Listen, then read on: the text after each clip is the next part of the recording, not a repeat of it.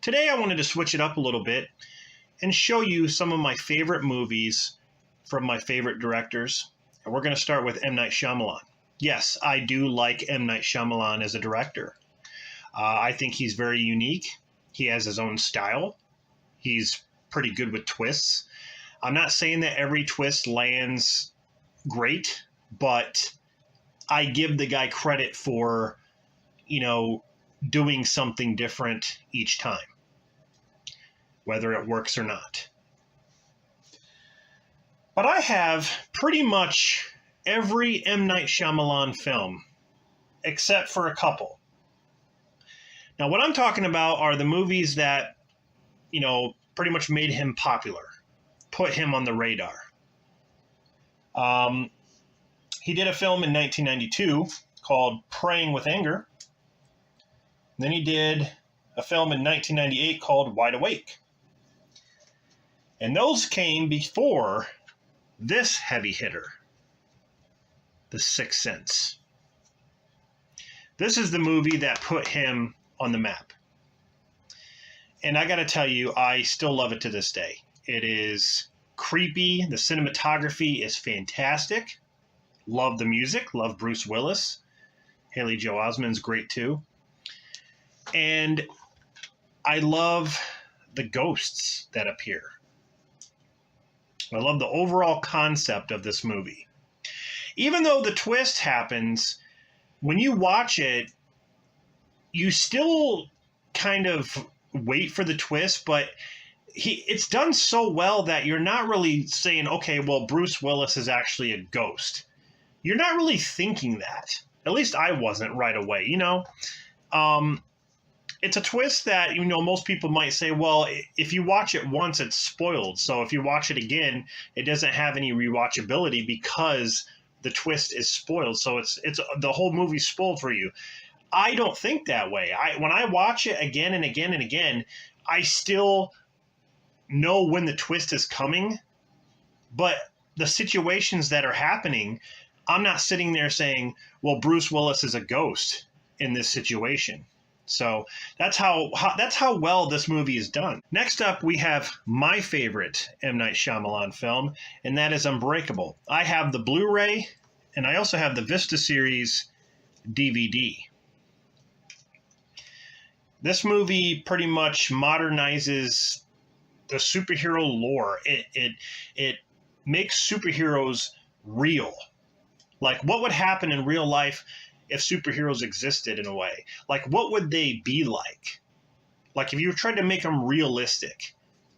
And I feel like he did in this movie. You have heroes and villains.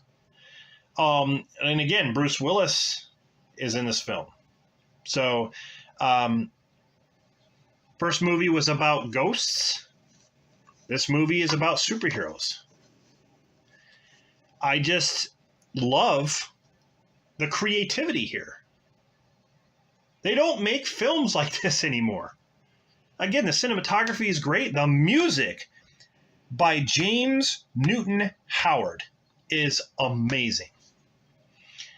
And I just love it. This is a brilliant movie. The twist in this, it didn't really hit as hard as The Sixth Sense did, but it's still a good one. So, another heavy hitter, and that is Signs with Mel Gibson and Joaquin Phoenix. About crop circles. This family lives on a farm.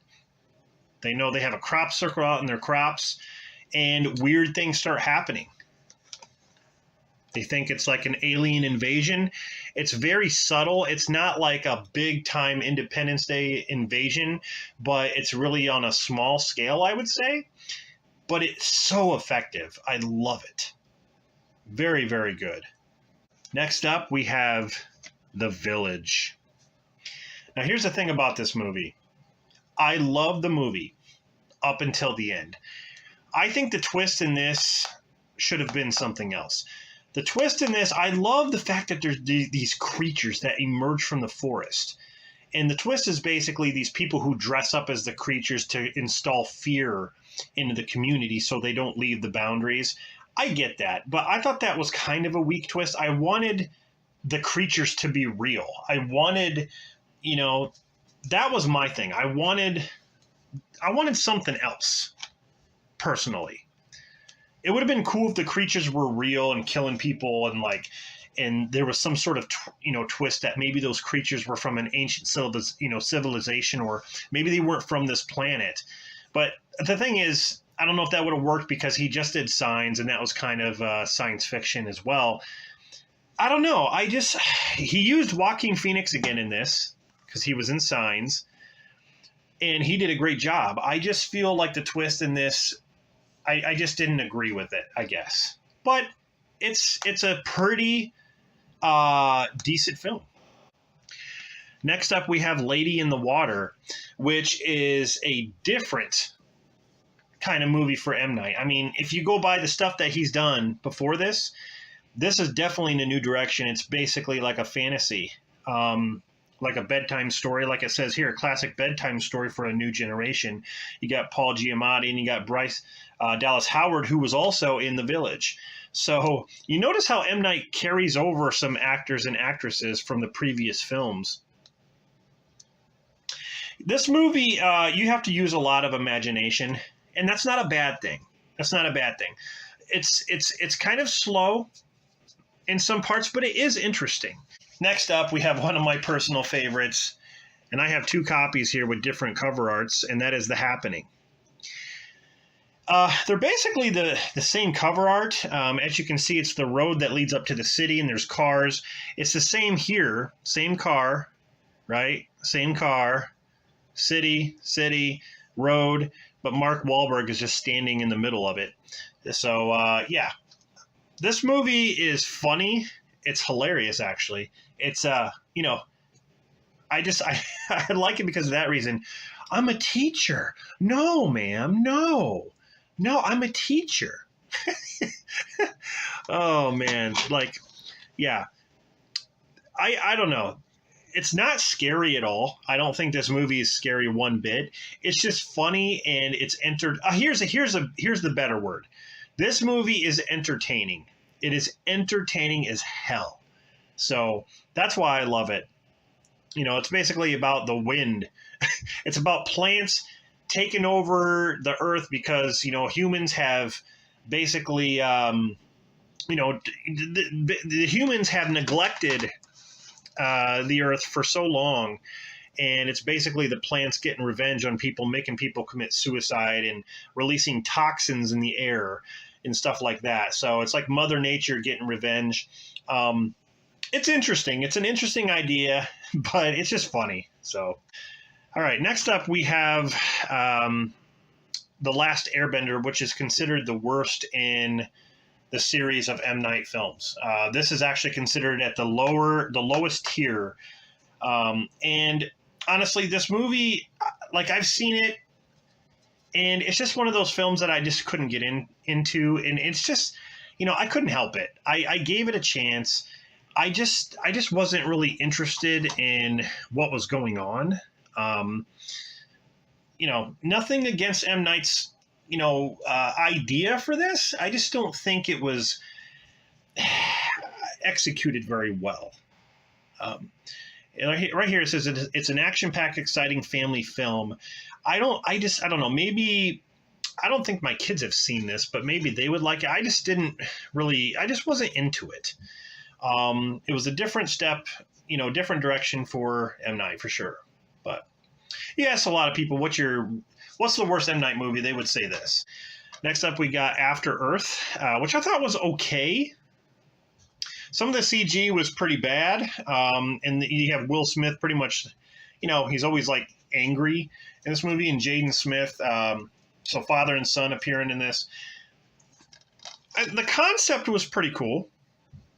And I thought the other world and stuff was pretty neat.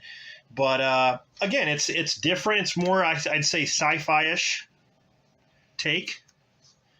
So again, M. Night's doing different things. Now, this is one of my favorites, and that is The Visit. I love The Visit so much. I love the twist in this. I think the twist is absolutely brilliant. And the grandma in this scares the shit out of me. Honestly, I freaking love it. I love how it's like a found footage based film. And yeah, she is so creepy. Even the grandpa's creepy. But yeah, when she looks at the camera, she's like, Yahtzee! Can you get in the oven to clean it? Oh my God. Yeah, this movie is great. I just watched it again the other night, and God, I freaking love it. Now, here we have another great one, and that is Split. Nobody knew that this was part of the Unbreakable series, and the whole movie doesn't even acknowledge that until the very end when we see Bruce Willis and they play the Unbreakable music. And then you know it's connected. And I was like, wow, what a great experience. I saw this in the theater, and when that happened, everyone was like, oh my God. I mean, it's one of those experiences you never forget. That's how you do a twist. That is how you do a twist, man. And James McAvoy, his role in this is amazing. He plays, what is it, 23 different personalities? Awesome. This is an awesome movie.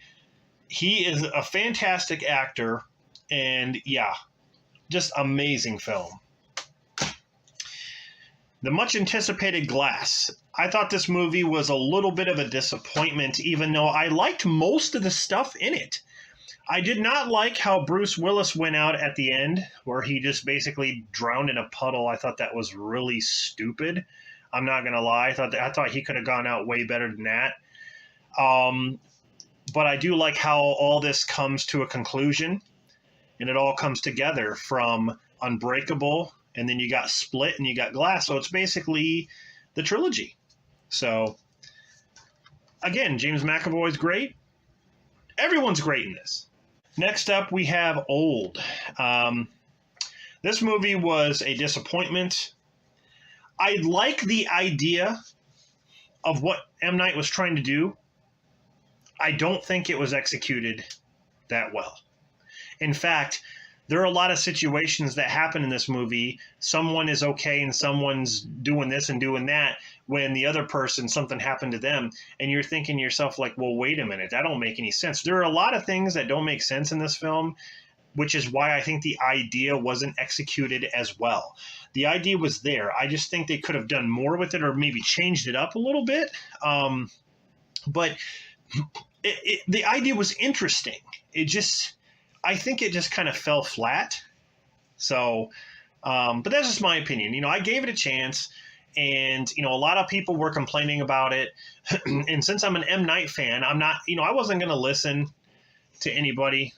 I really don't anyway. I kind of just judge for myself. But, you know, I just feel like the execution was not there. Really good idea, but yeah, just kind of fell flat for me. And the last one, the newest film in the M. Night filmography, is Knock at the Cabin. What a brilliant movie. 4 strangers show up at this cabin out in the middle of nowhere with these weird weapons. And Bautista, he looks like a monster compared to these people. And they show up at the cabin and they want these people to do a certain thing. And if they don't do it, then something bad has to happen. It's amazing. I didn't know if this film was kind of psychological in a way, and you start to think that with these characters, and then it goes a completely different way, and fantastic, M. Night. Fantastic.